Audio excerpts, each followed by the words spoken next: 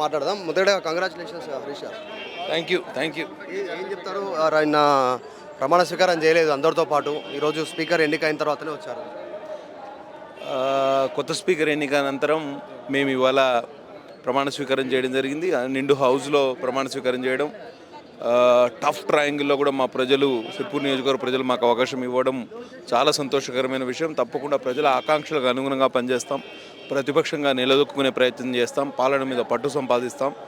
ప్రజల గొంతుకను మేము అసెంబ్లీలో విప్పే, వాళ్ళ గొంతు వినిపించే ప్రయత్నం చేస్తాం. తప్పకుండా అంటే పార్టీ సమిష్టి నిర్ణయమా మీరు ప్రమాణ స్వీకారం చేయొద్దు ప్రొటెం స్పీకర్గా అక్బర్ ఉంటే మీరు కూడా దానికి ఓకేనా? పార్టీ సమిష్టిగా నిర్ణయం చేసింది.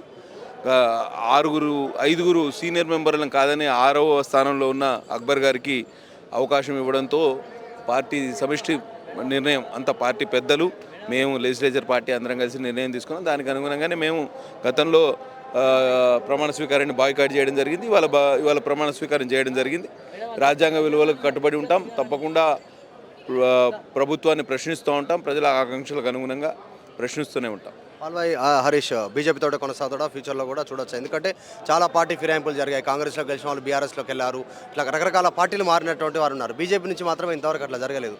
సో హరీష్ బీజేపీతో స్టిక్ అని ఉంటాడు? ఆ ప్రశ్న ఉత్పన్నమే కాదు. ఎందుకంటే ప్రజలు మాకు భారతీయ జనతా పార్టీ తరఫున అవకాశం ఇచ్చారు.